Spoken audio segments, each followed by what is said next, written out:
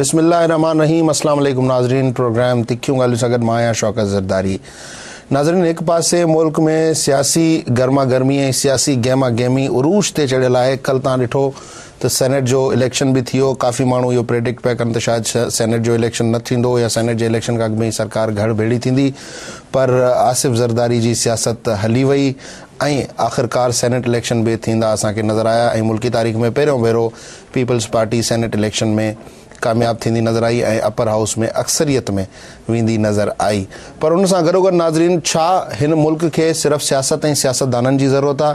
जेकॾहिं इहा ॻाल्हि सही आहे त पोइ हिन मुल्क में कंहिं बि क़िस्म जो को मसइलो न हुजणु घुरिजे आहे। हिन मुल्क में ग़ुरबत वधंदी नज़र न अचे आहे, हिन मुल्क में बेरोज़गारी वधंदी नज़र न अचे आहे, हिन मुल्क में बुख ऐं बदहाली वधंदी नज़र न अचे आहे, हिन मुल्क में एग्रीकल्चर सेक्टर में फ्लड्स खां ऐं बरसातुनि खां पोइ जेका तबाही आई आहे उहा बि असांखे नज़र न अचे आहे। उन सां गॾोगॾु हिन मुल्क जूं एक्सपोर्ट्स किरंदियूं नज़र न अचनि आहे, हिन मुल्क जी सनत बंदि थींदी नज़र न अचे आहे, हिन मुल्क में व्याज जी शरह वधंदी नज़र न अचे आहे, हिन मुल्क में महांगाई बि वधंदी नज़र न अचे आहे। यकीनन इहो सवाल हिते जो हिते ई रद्द थी थो वञे त हिन मुल्क खे सियासत ऐं सियासतदाननि खां वधीक जंहिं शइ जी ज़रूरत आहे उहा आहे हिन मुल्क जी बहितर ऐं स्टेबल मईशत।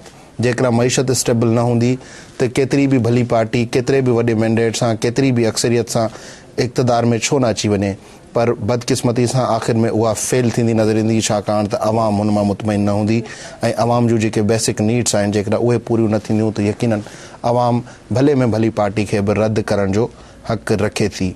असांजो अॼोको प्रोग्राम टिनि अहम मौज़ूअनि ते गर्दिश कंदो जेके टई इकॉनमी ऐं पॉलिटिकल इकॉनमी सां रिलेटेड आहिनि, जिन में सभ खां पहिरीं इशू आहे ईरान पाकिस्तान गैस पाइपलाइन जो ऐं हुन सां गॾोगॾु जुड़ियल इशू आहे तुर्कमानिस्तान अफ़गानिस्तान पाकिस्तान ऐं इंडिया गैस पाइपलाइन जो। ॿियो असां इशू पंहिंजे प्रोग्राम में डिस्कस कंदासीं इंडिया सां वधंदड़ वापारी जेके लाॻापा आहिनि ऐं ख़ासि तौर ते हुन में जेका वॾी बेंचमार्क जेका वॾी अचीवमेंट थी आहे जंहिंखे सम्झो पियो वञे उहा आहे नेगेटिव लिस्ट, यानी कि उहे शयूं जेके इंडिया मां घुराइण ते पाबंदी लॻल हुई ऐं पाकिस्तान जूं उहे शयूं जेके इंडिया मोकिलण जे हवाले सां पाबंदी लॻल हुई, हाणे इहा सॼी पाबंदी ख़तमु थींदी नज़र अचे पई, इहा नेगेटिव लिस्ट बि ख़तमु थींदी नज़र अचे पई। ऐं टियों, हिन मुल्क खे हिकिड़ी अजगर ताक़त जेका शौकत अज़ीज़ ॾेई वियो उहा हुई हिन मुल्क जो बैंकारी निज़ाम, जेको कंटिन्यूअसली हिन मुल्क जे अवाम खे न सिर्फ़ु फुरे रहियो आहे पर हिन मुल्क जे अवाम खे कंज़म्पशन ते लॻाए अलाए केतिरा अरबे खरबे रुपया व्याज जी मद में वसूल कया पिया वञनि। इन करे अॼु इहे टई अहम टॉपिक असां पंहिंजे प्रोग्राम में डिस्कस कंदासीं ऐं इन हवाले सां ॻाल्हाइण जे लाइ असांखे स्टूडियो में ज्वाइन किया है नाले वाला इक़्तिसादी माहिर डॉक्टर अयूब मेहर साहब। डॉक्टर साहब, आपको वेलकम कहते हैं। और जिस तरह इशू के हवाले से मैंने बताया, ईरान पाकिस्तान जो गैस पाइपलाइन है, मेरी नज़र में वो मुआशी मामला कम रह गया है और सियासी मामला जो है वो उसमें सियासत ज़्यादा आ गई है।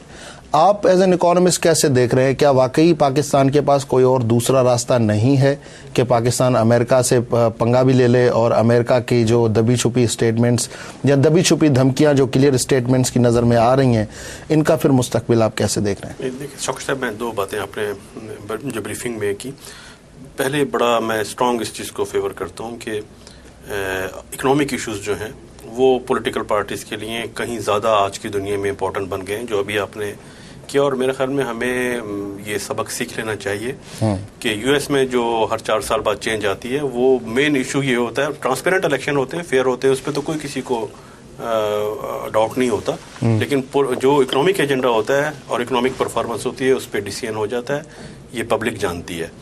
हमारे नेबर कंट्री में बीजेपी का पॉलिटिकली किसी ज़माने में बहुत उसका था कि उसको कोई अब इंडिया से नहीं निकाल सकता, पावर से नहीं निकाल सकता। वो किस बुरी तरह से वहाँ पे उसको शिकस्त हुई और उसके बाद कांग्रेस ने वहाँ पे लर्न किया है कि ये जो इंडिया को हम कहते हैं कि उसकी रैंकिंग इम्प्रूवमेंट हुई है, ग्रोथ हुई है। कांग्रेस तो एक तरह से लेफ्टिस्ट पार्टी थी, लेकिन उसने लर्न किया कि बीजेपी को क्यों निकाला गया इक़्तिदार से, पब्लिक ने क्यों वोट नहीं दिया, बावजूद इसके कि उसने हिंदू नेशनलिज्म को फरोग दिया था, उसको पावर से इसलिए निकाला गया कि इकोनॉमिकली उसका फेल रिजीम था। तो आज भी हमारे यहाँ भी पॉलिटिशियंस को बिल्कुल ये सोचना चाहिए कि पब्लिक जो डिसाइड करेगी, अगर फेयर इलेक्शन होते हैं तो पब्लिक का जो वोट बैंक होगा वो उसी की तरफ डाइवर्ट करेगा जो बेहतर इकोनॉमिक एजेंडे के साथ आएगी। सही। अच्छा, दूसरा ये कि जो पाइपलाइन का इशू है, हमारा जो मौक़िफ़ है, पाकिस्तान का जो मौक़िफ़ है और जो हमारा मौक़िफ़ होना चाहिए, हम उसको प्योरली इकोनॉमिक इशू के तौर पे देख रहे हैं। लोग इल्ज़ाम लगा रहे हैं हमारे पॉलिसी मेकर्स पर, जो कि बिल्कुल गलत है वो इल्ज़ाम, कि हम शायद उसको पॉलिटिकली देख रहे हैं। पॉलिटिकल इशू नहीं है वो, हमारा हमेशा से इकोनॉमिक इशू है। और आखिर में जितनी भी इकोनॉमिक की प्रॉब्लम्स के हमारे जो प्रॉब्लम सामने आती है, mother of the all problems, वो मुल्क में एनर्जी का क्राइसिस है। उस क्राइसिस की वजह से कॉम्पिटिटिवनेस भी इफेक्ट करती है, इंडस्ट्रियल ग्रोथ बहुत बुरी तरह डैमेज हो रही है।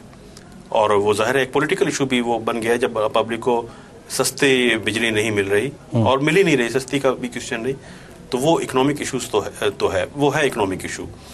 लेकिन उसको पॉलिटिकल इशू हम नहीं बना रहे हैं, उसको पॉलिटिकल इश्यूज जो है वो दूसरी पावर्स, सुपर पावर्स उसको पॉलिटिकल इश्यूज के तौर पे देख रही हैं। और ये देखें, जब मैं आपको याद दे रहा हूँ कि जब मीटिंग हुई थी तीनों प्रेसिडेंट्स की, अफगानिस्तान, ईरान और पाकिस्तान की, जिसमें म्यूचुअल रिलेशंस को एनहांस करने की बात की गई थी, जिसमें जाहिर है पाइपलाइन का भी इशू आया था। अभी वो मीटिंग ख़त्म हुई थी, उसको अभी 48 आवर्स नहीं गुजरे थे। इसमें देखिए टाइम कितना कोरिलेट करता है।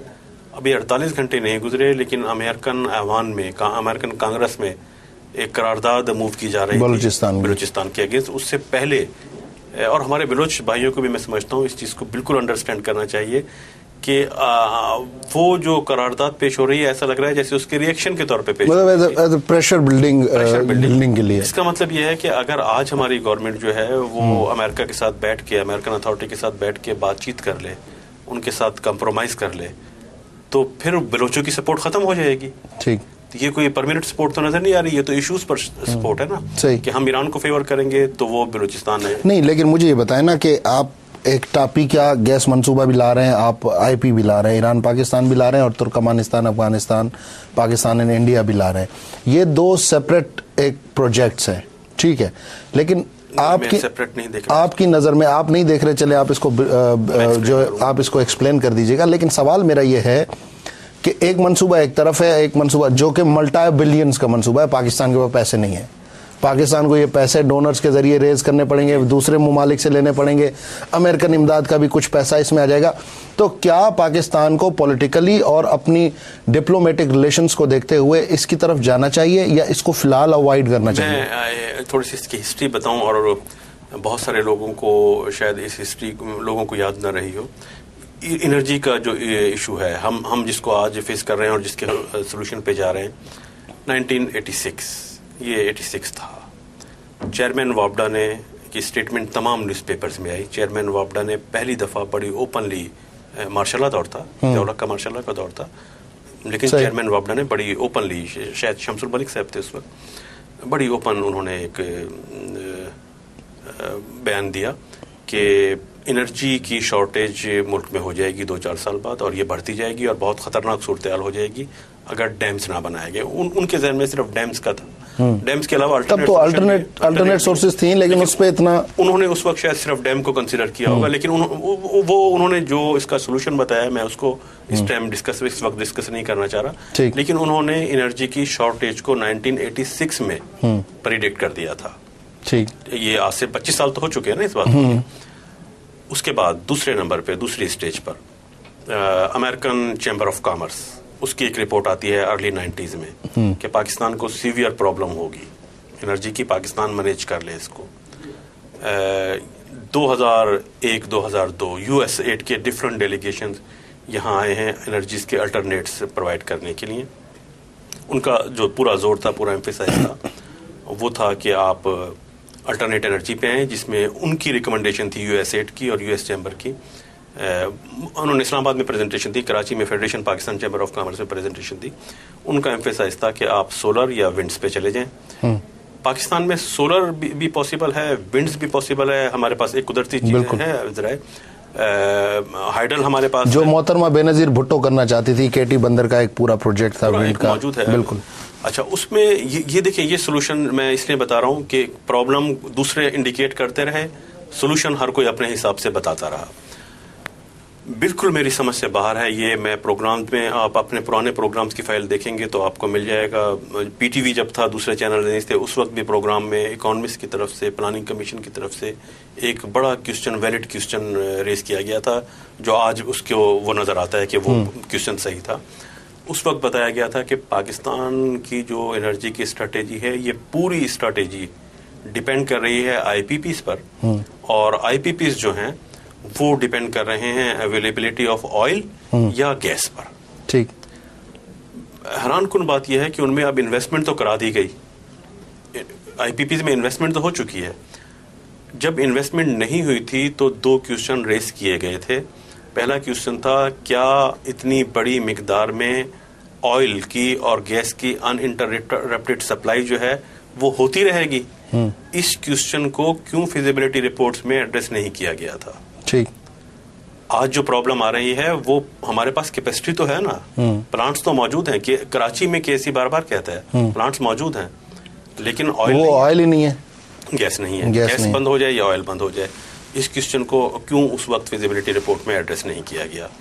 दूसरा एक प्रॉब्लम आया, अब ये ध्यान में रखते हुए कि अब आईपी में इन्वेस्टमेंट हो चुकी है। हब पावर बहुत बड़ा प्रोजेक्ट था आईपीपी का, उसकी इंस्टॉलेशन के वक्त, उसकी फिजिबिलिटी के वक्त भी ये क्वेश्चन रेज किया गया कि supply of gas, supply of oil का इशू अपनी जगह। दूसरा इशू ये है कि इस तरह से जो थर्मल यूनिट्स हैं, ये थर्मल का प्रोडक्शन यूज़ करते हैं, थर्मल से जो बिजली पैदा होगी ऑयल से और गैस से, उसकी cost much higher than hydel system. ठीक। वो, और ये बिल्कुल क्लियर था, 6 से 7 रुपए का फर्क आ जाता फी यूनिट में। वो पैसों में थे, ये रुपीस में थे, इतना फर्क आ जाता था। और अब तो वो 10-11 रुपए पे पहुंच गई है। तो वो उस वक्त रेस किया गया था कि ये इतनी तेजी से इसकी प्राइस बढ़ेगी। अगर आप आज से 25 साल पहले बिजली की पर यूनिट प्राइस देखें और आज की देखें तो हैरानी होती है कि मतलब ये कहाँ पहुंच चुकी है। लेकिन सर सवाल फिर ये देखें, ईरान पाकिस्तान गैस मंसूबे पे सवाल ये आता है, जैसे फिजिबिलिटीज वो सारी चीज़ें तो ठीक है, हुकूमत अपने हिसाब से कर रही होगी डिस्कस, लेकिन मुझे जो सवाल खनक रहा है वो ये है कि क्या हम इस मंसूबे को पाए तकमील तक पहुंचाने के अहल और काबिल हैं? क्योंकि मैंने जब when I was studying this project तो मुझे सही फिगर याद नहीं है, कोई $7 अरब के लगभग का ये मंसूबा था, if I am not wrong. $1.6 billion की इसमें जरूरत है। बेसिकली इस प्रोजेक्ट में यह है कि ईरान के बॉर्डर से जो मकरान कोस्टल हाईवे है हमारी, कोस्टल हाईवे के साथ साथ वो चले मूव करेगा, 700 किलोमीटर की पाइपलाइन बिछानी है और $1.6 बिलियन की उसमें कॉस्ट इन्वॉल्व है, जिसको नवाबशाह तक लाना है। नवाबशाह पे ऑलरेडी एक यूनिट बिल्कुल उससे उसको लिंक करना है। तो $1.6 बिलियन, नॉट रुपीज, डॉलर में इसकी कॉस्ट है। एक तो कॉस्ट का तो है, एक एलिमेंट है, क्यों हम इस पे जा रहे हैं, प्रेफरेंस की ज़रूरत क्या है? मैं समझता हूँ बिल्कुल पॉलिटिकल इसके रीज़न नहीं है, इकोनॉमिक जस्टिफिकेशन इसलिए मौजूद है कि जब हमने इन्वेस्टमेंट कर दिया है थर्मल में, हाइडल हमारे यहाँ ज़्यादा पॉलिटिसाइज हो गया था। डैम्स की बात अभी फिलहाल स्टॉप करते हैं, उसको अभी दरमियान में डिस्कस नहीं करें। थर्मल पे आते हैं। थर्मल में अब 2 ही ऑप्शन आपके पास हैं, गैस या oil. Oil much expensive, oil की निस्बत गैस सस्ती है। गैस आपके यहाँ उसको एक्सप्लोर करने की कैपेसिटी, उसकी सप्लाई की मौजूद नहीं है। ठीक। अगर आप गैस से प्रोड्यूस करना चाहते हैं, गैस से किस लिए प्रोड्यूस करना चाहते हैं, अगर आप आईपीपीस का चार्ट देखें कि कौन इस वक्त बंद है, तो आपको नजर आएगा गैस वाले अक्सर यूनिट्स बंद है या अपनी फुल कैपेसिटी पे काम नहीं कर रहे। इन्वेस्टमेंट हो चुकी है, पैसा उन पे लग चुका है, प्लांट्स यहाँ पे इंस्टॉल हो चुके हैं, उनको चाहिए गैस। ठीक। इस टाइम ये नहीं कि कैसे बनाएंगे, नया प्लांट लगाएं, प्लांट नहीं लगाना। अगर आप जाते हैं ना सोलर पे या विंड्स पर, तो प्लांट लगाना है ना, वो तो इन्वेस्टमेंट करनी पड़ेगी ना। इवन थर कोल पे अगर आप जाते हैं, वो तो एक बड़ा मंसूबा आपका, वैसे ही इन्वेस्टमेंट तो करनी है। इमीडिएटली बिजली कैसे सबसे शॉर्टेस्ट टाइम में कैसे प्रोड्यूस हो सकती है, शॉर्टेस्ट टाइम में इस तरह के उसको गैस मिल जाए, तो ऑप्शन देखने चाहिए गैस कहाँ से मिल जाए। अब गैस में इंटरनल आपके पास कैपेसिटी है नहीं एक्सप्लोर करने की। तुर्कमानिस्तान का ऑप्शन यूएस फेवर करता है उसको, कि तुर्कमानिस्तान का ऑप्शन, इसका मतलब यह है कि इस माहदे में अफगानिस्तान को इंक्लूड किया जाए और इस चीज़ की इंश्योरिटी दी जाए कि अफगानिस्तान में पीसफुल एनवायरनमेंट रहे। चलें इस टॉपिक पे मुझे आप लास्ट कमेंट दे दें, फिर हम ब्रेक पे जाएंगे, तो ब्रेक के बाद हमारे पास और भी टॉपिक वो हैं। मैं समझता हूँ अफगानिस्तान के ऑप्शन की निस्बत ईरान का ऑप्शन जो है ज़्यादा बेहतर है। ठीक है नाज़रीन, प्रोग्राम टाइम हिकिड़ी शॉर्ट ब्रेक जो ब्रेक खां पोइ जॾहिं असां मोटी ईंदासीं त पोइ डॉक्टर साहब सां ॻाल्हाईंदासीं पाक इंडिया जे हवाले सां जेका नेगेटिव लिस्ट ख़तमु कई वई आहे, ऐं थोरा वर्ल्ड ट्रेड ऑर्गेनाइज़ेशन सां रिलेटेड जेके सवाल आहिनि उहे बि डॉक्टर साहब सां पुछंदासीं। Stay tuned and keep watching our show.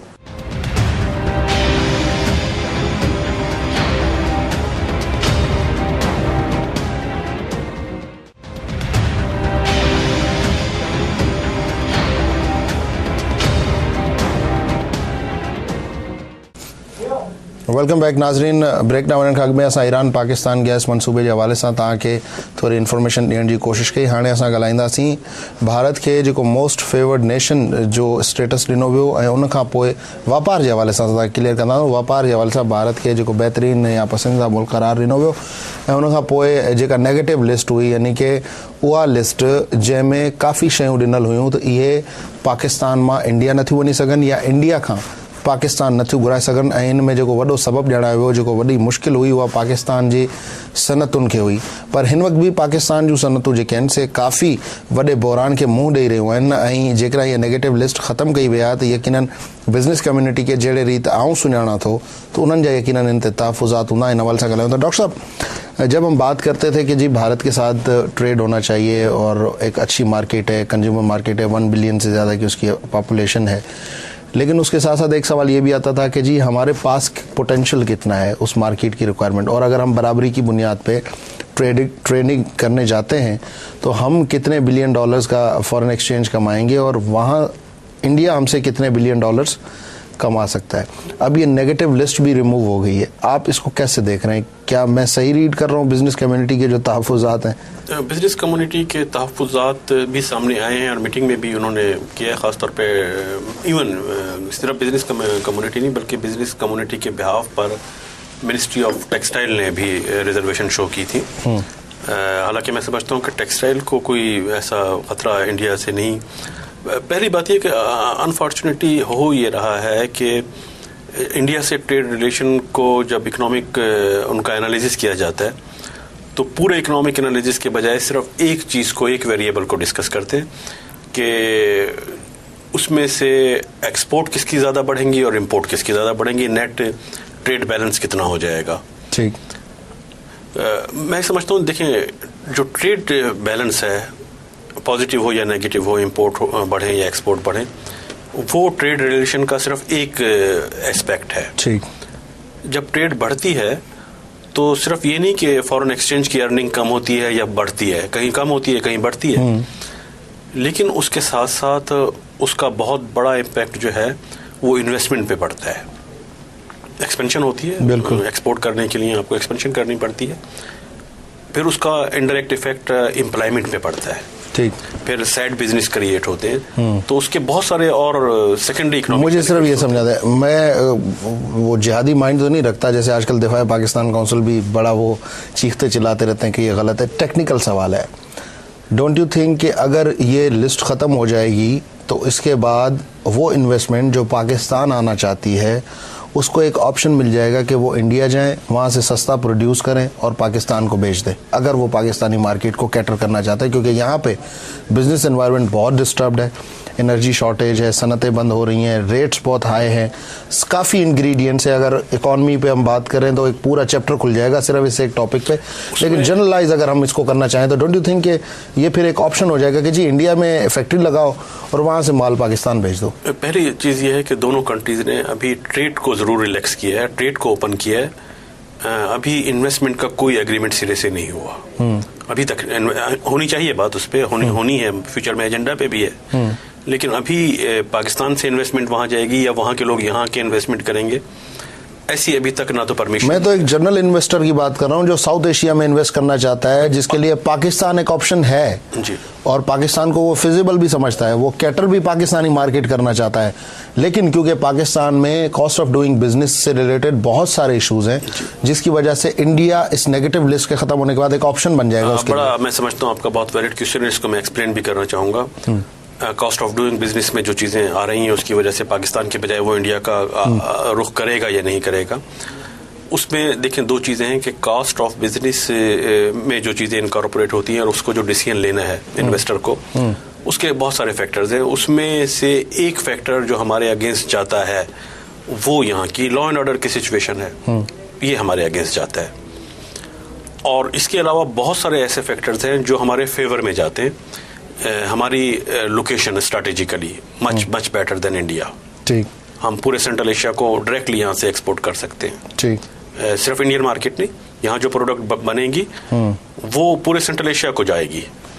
दूसरा ये कि बहुत चीज़ें ऐसी हैं जिनका रॉ मटेरियल पाकिस्तान में ज़्यादा, सीमेंट की एग्जांपल ली जाती है। सीमेंट तो इंडिया में खुद शॉर्टेज है, पाकिस्तान को सीमेंट में कंपैरेटिव एडवांटेजेस हासिल हैं, इसलिए कि सीमेंट के लिए जो रॉ मटेरियल यूज़ होता है उसके पाकिस्तान के पास बहुत रिच स्टॉक्स मौजूद हैं।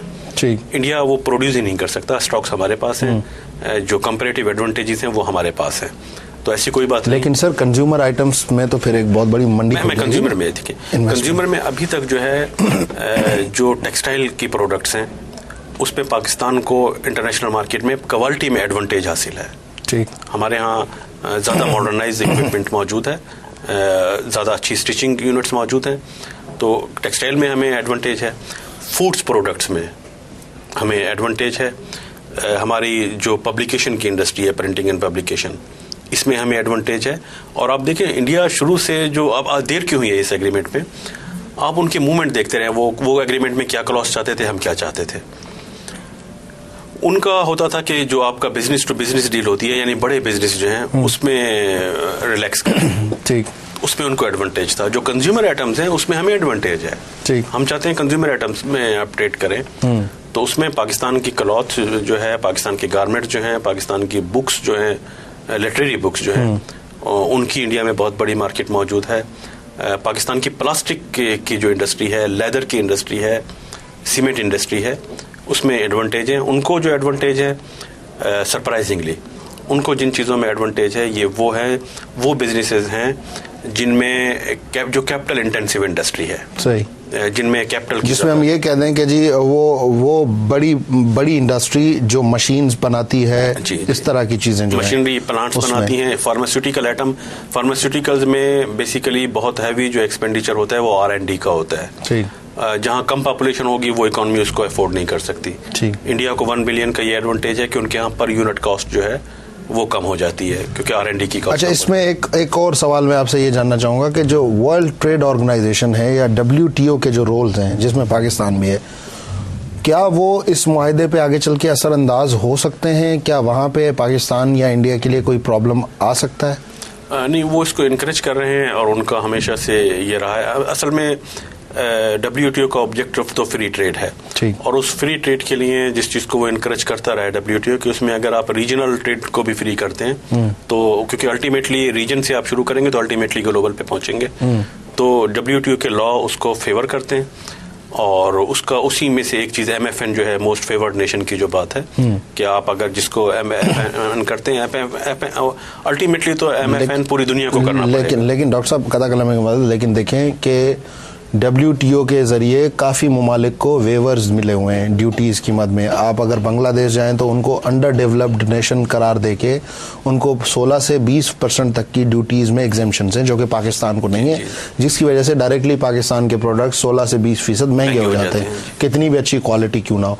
यहाँ पे कॉस्ट ऑफ डूइंग बिजनेस ज़्यादा है, यहाँ पे पैदावारी लागत ज़्यादा आ रही है, अपना हमारे जो अपने इंटरनल इश्यूज़ हैं, तो उसकी वजह से ऑटोमेटिकली वो रेट्स में भी रिफ्लेक्ट हो रहे हैं। जो फिनिश प्रोडक्ट्स के रेट्स हैं उसमें भी ये बातें रिफ्लेक्ट हो रही हैं, जिसकी वजह से हम दुनिया की मार्केट में महंगी चीज़ें बेच रहे हैं। मैं आपको एक चीज़ बड़ा इसमें क्लियर इंडिकेट करूँ कि उसको बांग्लादेश को ये एडवांटेजेस हासिल हैं, कभी श्रीलंका को थे, अब नहीं है, तो हैं, तो हम भी एक हिसाब से अंडर डेवलप्ड नेशन है ना। हम कभी डेवलपिंग में आ गए थे, अब हमारी कुछ पोजीशन गुज़िश्ता 20 सालों में, 2 डिकेड्स में हमने बिल्कुल डिक्लाइन आया है, पोजीशन खराब हुई है, लेकिन अभी भी हम लीस्ट डेवलपमेंट का स्टेटस हमें नहीं दिया जा सकता। लीस्ट डेवलपमेंट बांग्लादेश आता है, हम नहीं आते, हम डेवलपिंग में हैं। दूसरा जो कॉस्ट ऑफ डूइंग बिजनेस का बिल्कुल वो लॉ एंड ऑर्डर की वजह से बहुत उस पर इफेक्ट पड़ता है, लेकिन मेरे ख्याल है ये पता होना चाहिए जनरली पब्लिक के लिए भी कि कॉस्ट ऑफ डूइंग को जो कैलकुलेट किया जाता है जो वर्ल्ड इकोनॉमिक फोरम है जो इसको कैलकुलेट करता है कॉस्ट ऑफ डूइंग बिजनेस को, उसमें ये बड़ी हैरानकुन बात है कि पाकिस्तान में कॉस्ट ऑफ डूइंग बिजनेस जो है वो बहुत ज़्यादा वेरी करता है सिटी टू सिटी।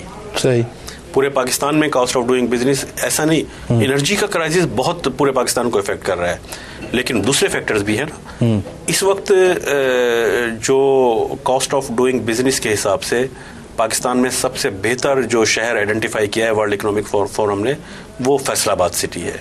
ठीक, फैसलाबाद सिटी इंडिया के बहुत सारे जो इंडस्ट्रियल हब हैं उनसे कहीं आगे है। ठीक, ये मैं नहीं बता रहा, ये वर्ल्ड इकोनॉमिक फोरम की कैटेगराइजेशन है। वहाँ देखिए कोई दूसरे इश्यूज नहीं है, वहाँ सिर्फ एक एनर्जी का इशू वहाँ पे है, और एनर्जी का इशू तो बहरहाल हमें सॉल्व करना है। उस सब्जेक्ट को कि अगर वो सॉल्व हो जाए तो मैं नहीं समझता कि पाकिस्तान से बेहतर कोई इन्वेस्टमेंट की जगह होगी। अच्छा डॉक्टर साहब, ये जो नेगेटिव लिस्ट अभी ख़त्म की गई है, क्या इसको एट वंस ख़त्म करना सही फैसला है या फिर फ़िलहाल हमें कुछ चीज़ें रखनी चाहिए थी? क्योंकि देखिए इंडिया के साथ हमारे वो ताल्लुकात नहीं है जो हमारे ईरान के साथ है एज ए पड़ोसी, या मे बी सम अफगानिस्तान के साथ हैं, या दूसरे पड़ोसी ममालिक के साथ है, चाइना के साथ हैं। क्योंकि इंडिया के साथ हमारा एक तो एक जो स्टैंड रहा है, पॉलिटिकल स्टैंड रहा है, एक नेशनल स्टैंड रहा है, वो भी अपनी जगह पर मौजूद है। तो इतना जल्दी अगर हम इन चीज़ों की तरफ चले जाएंगे तो डोंट यू थिंक कि फिर हम असल ट्रैक से हट भी सकते हैं आगे जाके? अनफॉर्चुनेटली हिस्टोरिकली ये होता रहा है कि जब हम बात करते हैं इकोनॉमिक फ्रीडम की कि फ्री होनी चाहिए ट्रेड, जब हम इंडिया की बात करते हैं कि इंडिया से रिमूव कर दें नेगेटिव लिस्ट, तो सेम फार्मूला अप्लाई होना चाहिए ईरान पे और अफगानिस्तान पे। ईरान से भी फिर हमें फ्री करनी चाहिए ट्रेड। वहाँ अगर कोई कहता है कि वहाँ से ट्रेड ना करें तो वो भी तो अगेंस्ट दी फ्रीडम है ना, तो उसको भी हमें फ्री करना चाहिए। अनफॉर्चुनेटली अभी तक वहाँ से फ्री नहीं है हमारी ट्रेड। ईरान के मुकाबले में तो इंडिया से फिर भी हम ट्रेड कर रहे हैं, वो फॉर्मल चैनल से नहीं हो रही, इनफॉर्मल चैनल से हो रही है, दुबई के थ्रू हो रही है, दुबई के थ्रू हो रही है, मशीनरी, डॉक्यूमेंटेशन ईरान से इंडिया से तो पहले ही रिलेशन है। इस एग्रीमेंट में दो चीज़ें हैं कि इसमें इमीडिएटली रिमूव नहीं किया गया, बल्कि 31 दिसंबर 2012 जो है 2012 तक उसका टाइम है, उसके दौरान रिमूव होगी। और उसमें भी अभी भी 100% रिमूवल नहीं कह सकते।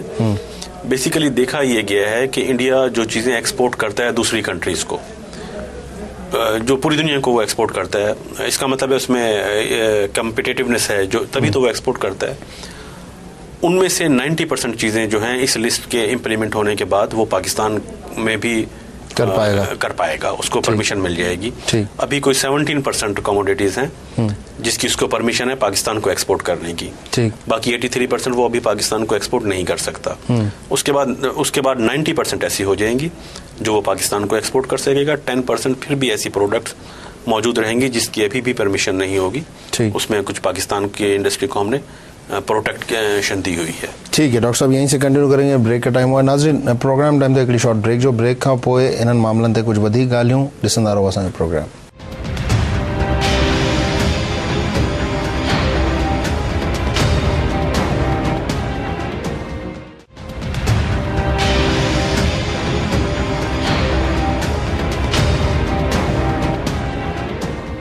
वेलकम बैक नाज़रीन। ॻाल्हि हले पई पाक भारत वापारी लाॻापनि जे हवाले सां, ऐं ॿई मुल्क तमामु घणो अॻिते अचनि पिया डे बाय डे, ऐं नेगेटिव लिस्ट जी ओमिशन जे हवाले सां बि असां ॻाल्हायूं पिया, ॻाल्हि खे अॻिते वधायूं। तो डॉक्टर साहब देखें, दोनों ममालिक न्यूक्लियर टेक्नोलॉजी रखते हैं।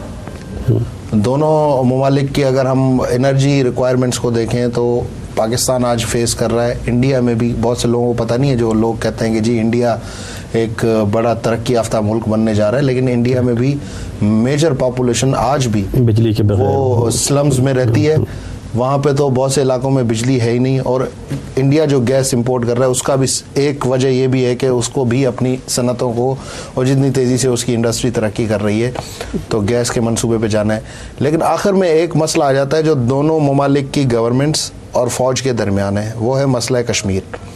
डोंट यू थिंक कि आज नहीं, कल नहीं, परसों नहीं, लेकिन दोनों ममालिक में जो एक फंडामेंटल ग्रुप्स रहते हैं, फंडामेंटल जो माइंड रखते हैं लोग, आज नहीं कल नहीं, कहीं ना कहीं आके इस मुआहदे पे असरअंदाज हो सकते हैं वो लोग।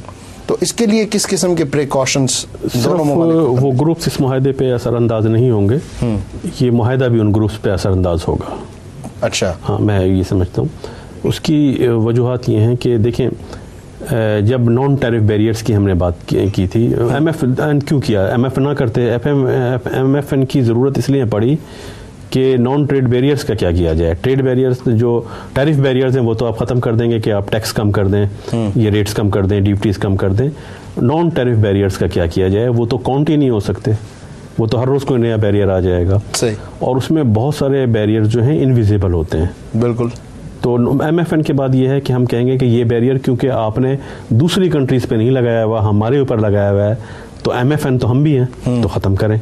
MFN कवर कर लेता है तमाम बैरियर्स को। सही।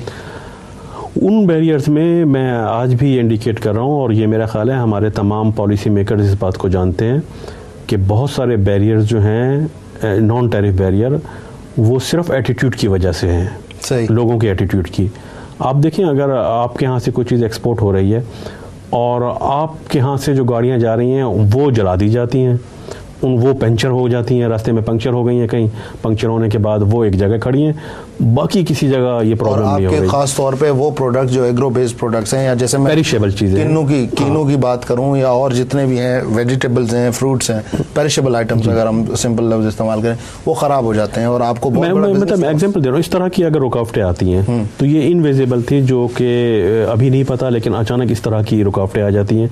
जो कंज्यूमर आपकी चीज़ें बाय करता है या जो होलसेलर आपकी चीज़ें बाय करता है, उससे लोग, वहाँ के लोग जो हैं क्वेश्चन करने लगते हैं, उससे एटीट्यूड ख़राब कर लेते हैं। ठीक। ये सारे इनविजिबल बैरियर हो सकते हैं, और ये वो बैरियर्स हैं जिनका ताल्लुक जो है वो दोनों मुल्कों के जो इश्यूज़ हैं, बेसिक इश्यूज़, उनकी वजह से है। उसमें एक मोस्ट इम्पॉर्टेंट कश्मीर डिस्प्यूट भी है। सही।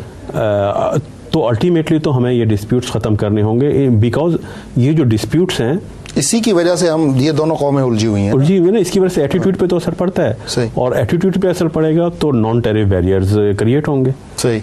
तो नॉन टैरिफ बैरियर्स को रिमूव करने का अल्टीमेट जो मेथड है वो है कि एटीट्यूड सही हो, और एटीट्यूड के लिए ये है कि डिस्प्यूट्स। लेकिन डॉक्टर साहब, उसके साथ साथ अगर हम देखें, मैं अगर कुछ रिसेंट फिगर्स की अगर मैं बात करूं, तो जो ट्रेड बैलेंस हमने देखा है पाकिस्तान और इंडिया के दरमियान, उसमें पाकिस्तान और इंडिया का जो बैलेंस आ रहा है वो पाकिस्तान के लिए डेफिसिट में आ रहा है और इंडिया के लिए सरप्लस में आ रहा है। इंडिया ज़्यादा फॉरेन एक्सचेंज कमा रहा है एज़ कम्पेयर टू पाकिस्तान, क्योंकि उनकी मार्केट बहुत बड़ी है। लेकिन अगर ये नेगेटिव लिस्ट हट जाती है, जैसे आपने कहा कि पाकिस्तान के जो कंज्यूमर आइटम्स हैं उनको एक बहुत बड़ी माइलेज मिल सकती है इंडियन मार्केट में, तो क्या हम ये अज्यूम कर सकते हैं, एक्सपेक्ट कर सकते हैं कि जी पाकिस्तान के जो ट्रेड बैलेंस है वो भी सरप्लस में आ सकता है? यकीनी तौर पे आ सकता है। पहली बात यह कि उनकी एक्सपोर्ट हमें शायद इतना, मैं एक तो चीज़ मैं इससे एग्री नहीं कर रहा कि सिर्फ इस बात की वजह से ट्रेड ना की जाए कि नेगेटिव बैलेंस बढ़ जाएगा। दूसरे एडवांटेज भी देखने चाहिए।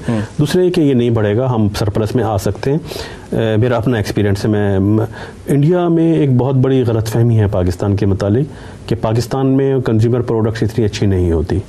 वो एक उनके समझें कि अच्छा उन्होंने प्रोपेगेंडा किया, माइंडसेट बन गया। वो कंज्यूमर आइटम जिसमें आपके शूज़ हैं, पहनने की चप्पल्स हैं, क्लॉथ हैं, शर्ट्स हैं, टी शर्ट्स हैं, गारमेंट्स की चीज़ें हैं, ये चीज़ें पाकिस्तान में ना सिर्फ इंडिया से मच बेटर क्वालिटी की आम मार्केट में मिल जाती हैं, बल्कि उससे इंडिया से तकरीबन आधी प्राइस पे अवेलेबल हैं। ठीक। तो जब आधी प्राइस पे अवेलेबल हैं, ये इजीली इंडिया एक्सपोर्ट हो सकती हैं।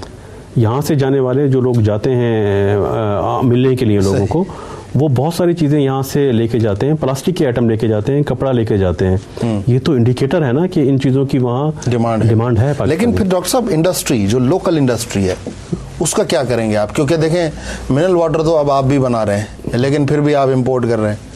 आप दुनिया के टॉप 5 मिल्क प्रोड्यूसर्स में आते हैं, लेकिन आप मक्खन आज भी इंपोर्ट कर रहे हैं। तो ये तो चीज़ें हैं जो हमारे मुआशरे में मौजूद हैं, इनका क्या हाल बनेगा फिर? नहीं, इंपोर्ट जो चीज़ हम कर रहे हैं ना, उस पर ये देख रहे हैं कि जो चीज़ हम इंपोर्ट कर रहे हैं वो ही चीज़ हम एक्सपोर्ट भी कर रहे होते हैं। ठीक। मतलब है उसका एक ब्रांड एक्सपोर्ट हो रहा होता है, दूसरा ब्रांड उसका इंपोर्ट हो रहा है। चॉकलेट एक्सपोर्ट भी होगी, इंपोर्ट भी हो रही है। ठीक। वो ज़रूरी नहीं कि वो शॉर्टेज की वजह से इंपोर्ट हो रही है ऐसी, और ट्रेड फ्रीडम का ये नहीं होता कि शॉर्टेज की वजह से इंपोर्ट कर रहे हैं। कंज्यूमर प्रोडक्ट्स में बहुत दफ़ा ऐसा होता है कि वो वैरायटी के लिए हम जिस पॉलिसी फुकदान की बात करते हैं, ये बहुत बड़ा पॉलिसी फुकदान नहीं है कि आपकी लोकल इंडस्ट्री एक चीज़ प्रोड्यूस कर रही हो और फिर उसी की दूसरी ब्रांड्स ले आके आप यहाँ पे मार्केट में फैला दें, तो ये पॉलिसी फुकदान नहीं कहेंगे आप? नहीं, पॉलिसी नहीं, उसमें बेसिकली मैं समझता हूँ इसमें अगर शॉर्टेज की वजह से हमें कोई चीज़ मंगवानी पड़े, वो पॉलिसी का मसला है कि उसकी शॉर्टेज क्यों हो गई। अगर पाकिस्तान में चॉकलेट नहीं बन सकती और मिल्क हम 5th बड़े लार्जेस्ट प्रोड्यूसर हैं, तो पॉलिसी की प्रॉब्लम आएगी। हमारे यहाँ इलेक्ट्रिसिटी नहीं बन सकती, रिसोर्सेज अवेलेबल हैं, पॉलिसी का मसला होगा। लेकिन एक चीज़ वो है जो हम यहाँ बना रहे हैं, बेहतर बना रहे हैं, एक्सपोर्ट भी कर रहे हैं, लेकिन वो चीज़ हमारे यहाँ इंपोर्ट भी अगर हो रही है तो उसमें ये होता है कि टेस्ट में डिफरेंट की वजह से, वैरायटी की वजह से, अगर कोई उसको इंपोर्ट कर रहा है और कोई कंज्यूमर उसको बाई कर रहा है, वो उसकी एबिलिटी टू पे है, तो इसमें मेरा ख्याल है कोई इस तरह रिस्ट्रिक्शन का कोई मसला नहीं है। कोई बहुत बड़ा इसमें इशू पैदा नहीं होगा, इसलिए कि वो कितनी क्वांटिटी में इंपोर्ट होंगी, उससे लोकल इंडस्ट्री सफर नहीं करेगी। अच्छा, एक लेमन क्वेश्चन है, हम इंडिया को गले लगा रहे हैं, अच्छी बात है, हमें पड़ोसियों मैं गले लगाने वाली बात, पड़ोसियों के साथ दोस्तियां होनी चाहिए, मतलब स्टेप फॉरवर्ड हम जा रहे हैं। हम फेवरेट कह रहे हैं, फेवरेट का नहीं कह रहे, फेवरेट कह रहे हैं, फेवरेट नहीं कह रहे, फेवरेट नहीं है, गले नहीं लगा रहे। ठीक है, ट्रेड आज फेवरेट कह दिया तो कल फेवरेट भी बना लेंगे, वो कोई मसला नहीं है। अगर इश्यूज खत्म कर देंगे तो हम लेकिन मेरा सवाल जो आ रहा था वो तो पीछे ही रह गया कि क्या आपकी नज़र में ये जो MFN का स्टेटस हमने इंडिया को दिया है, इसका हमें इंटरनेशनली क्या फ़ायदा होगा कि इंटरनेशनल मार्केट्स में हमारी क्या सेज आएगी, क्या वर्ड ऑफ माउथ जाएगा? देखिए, इसमें बेसिकली तो एक तो रिक्वायरमेंट थी, इंटरनेशनल तो रिक्वायरमेंट थी। जब जितनी भी कंट्रीज WTO के मेंबर हैं, उनको अल्टीमेटली दूसरी तमाम कंट्रीज को MFN कहना होगा, और MFN को मेरा ख्याल है हमें ये लफ्ज़ यूज़ करना भी छोड़ देना चाहिए। MFN का अमेरिका में, यूनाइटेड स्टेट्स में MFN का लफ्ज़ रिकॉग्नाइज ही नहीं होता। इसको कहते हैं नॉर्मलाइज ट्रेड रिलेशन, कि आप उससे नॉर्मल रखें, उससे नॉर्मल ट्रेड अंदाज में ट्रेड करें, नॉर्मल को ही फेवर्ड कहते हैं। ठीक, कि कोई रिस्ट्रिक्शन ना लगे। ठीक है डॉक्टर साहब, बात तो बड़ी गहरी है लेकिन टाइम खत्म हो गया, इसलिए थैंक यू वेरी मच, आप आए हमारे प्रोग्राम में। नाज़रीन, डॉक्टर अयूब मेहर साहब के तव्हां ॿुधो, ऐं मुआशी इशू खणण जो मक़सदु सिर्फ़ु एतिरो आहे त हिकु पासे जिते सॼी मीडिया सियासी इशूज़ ते वक़्तु ज़ाया कर रही आहे, वक़्तु ज़ाया करण जो लफ़्ज़ इन करे पियो चवां छाकाणि त जेके असांजा पॉलिटिकल टॉक शोज़ थियनि था, पॉलिटिकल प्रोग्राम्स थियनि था, उन में सवाइ जहिड़े जे ॿियो कुझु कोन थो थिए। पर जेकॾहिं असां उन्हनि पॉलिटिकल टॉक शोज़ में पॉलिसी ते ॻाल्हायूं, पॉलिसी मेकिंग ते ॻाल्हायूं, हुकूमती फ़ैसिलनि ते सही नमूने सां डिबेट करण जी कोशिशि कयूं, ऐं जेकॾहिं असां उन्हनि प्रॉब्लम्स खे जेके पाकिस्तानी क़ौम फेस करे रही आहे उन्हनि खे हल तरफ़ वठी वञूं, त शायदि इहो असांजे मीडिया जो हिकिड़ो पॉज़िटिव किरदारु थी सके थो। इन जी हिकिड़ी कोशिशि अॼु असां कई, जंहिंमें पाकिस्तान जा जेके टॉप प्रायोरिटी इशूज़ अॼुकल्ह हलनि पिया अंडर डिस्कशन, उन्हनि ते असां ॻाल्हाइण जी कोशिशि कई। ऐं आख़िर में मां इहो ई चवंदुसि त असांखे न सिर्फ़ु वापारी लाॻापा वधाइण घुरिजनि, पर उन सां गॾोगॾु असांखे पाकिस्तान में जेके माण्हू वापार करे रहिया आहिनि, पाकिस्तान में जेके माण्हू इन्वेस्टमेंट कयो वेठा आहिनि, उन्हनि जे मुस्तक़बिल जो बि सोचणु घुरिजे। उन्हनि खे बि हिकिड़ी फेवर्ड ऐं बहितर एनवायरमेंट ॾियण जी ज़रूरत आहे, उन्हनि खे बि रिसोर्सिस जी अनइंटरप्टेड सप्लाई मुहैया करण जी ज़रूरत आहे। ऐं इहो सभु कुझु तॾहिं थी सघे थो जॾहिं हुकूमत इहे सभु मामला सीरियसली ॾिसे ऐं सीरियसली इन खे हल करण जी कोशिशि करे। तिखियूं ॻाल्हियूं में एतिरो ई, शौक़त ज़रदारी खे ॾींदा इजाज़त, अला भाई।